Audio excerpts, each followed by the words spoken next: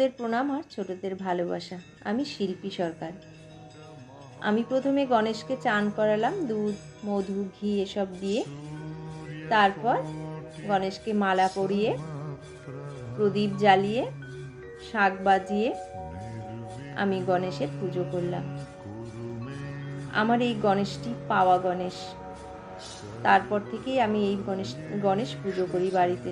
গণেশ চতুর্থী বলো, অক্ষয় তৃতীয়া বলো, এই দিনে আমি পুজো করি, চান করাই ঠাকুরকে আমি আমার মতো করে, কোনো ঠাকুর মশাই দিয়ে নয়, নিজের মতো করে ছোট্ট করে পুজো করি। আমার ঠাকুর খুব জাগ্রত, আর আমি বাড়িতে নিজেই করি।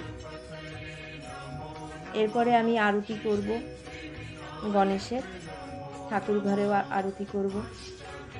ঠাকুর ঘরে আরতি শেষ হলে আমি গণেশকে আরতি করব। গণেশকে আমি গণেশের জায়গায় বসাবো।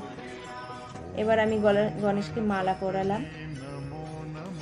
মালা পরিয়ে আমি গণেশকে আমি আমার জায়গায় নিয়ে যাব, যেখানে আমি গণেশকে বসাই। বন্ধুরা, জানি না তোমরা বাড়িতে কে কে গণেশ পুজো করো, তবে আমার গণেশ পুজো করতে কিন্তু ভীষণ ভালো লাগে। আর গণেশ আমার একজন প্রিয় মানুষ, একজন প্রিয় দেবতা, যাকে আমি খুব ভালোবাসি, খুব ভালোবাসি। গণেশও আমাকে অনেক ভালোবাসে, তাই হয়তো গণেশ আমার কাছে এসেছে। এবারে আমি গণেশকে আমি আমার জায়গায় নিয়ে যাব। গণেশকে বসালাম, ফুল, চন্দন, মালা পরালাম। এবারে আমি ঠাকুরকে আরতি করব।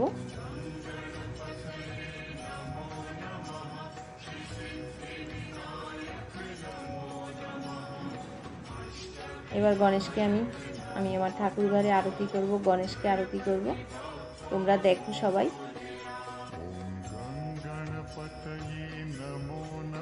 আমি তেমন লোকজন কাউকেই ডাকি না, বাড়িতে নিজের মতো করেই পুজো করি। গণেশের লাড্ডু খুব প্রিয়, তাই আমি গণেশকে লাড্ডু দিয়েছি।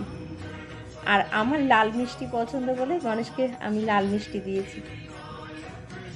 হয়তো গণেশেরও পছন্দ লাল মিষ্টি খেতে আর লাড্ডু খেতে আমার মতো। আমি যা যা মিষ্টি ভালোবাসি ঠাকুরকে তাই দেই। এবারে আমি ঠাকুরকে আরতি করছি। প্রথমে আমি ঠাকুর ঘরের ঠাকুরকে আরতি করছি।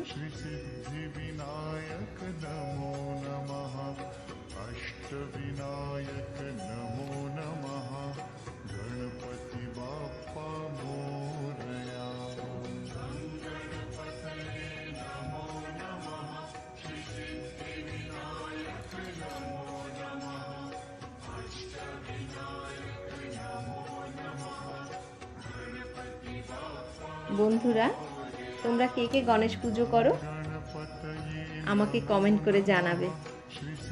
আমি আমার মতো করেই করি,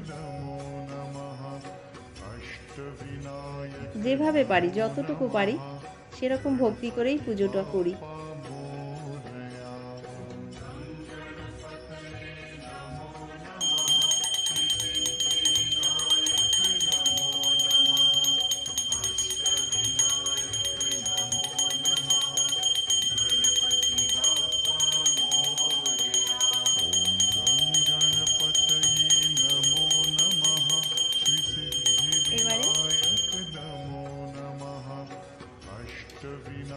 এবারে আমি আমার আরতি এখানে প্রায় শেষ হয়ে আসছে। এবারে আমি চলে যাব আমার গণেশকে আরতি করার জন্য। এবারে আমি ধূপকাঠি দিয়ে আরতি করছি।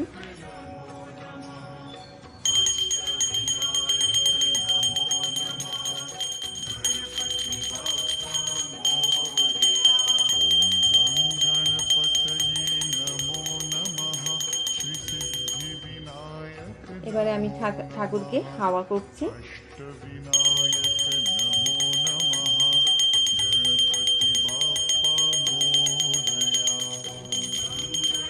এবারে আমি আমার গণেশকে প্রদীপ দেখাচ্ছি, গণেশকে আরতি করছি। এই বলে এখানেই আমি আমার পুজো শেষ করলাম। সবাইকে নমস্কার, অসংখ্য ধন্যবাদ। যদি ভালো লাগে আমার ভিডিওটি সবাই দেখবেন এবং শেয়ার করবেন। अष्टविनायक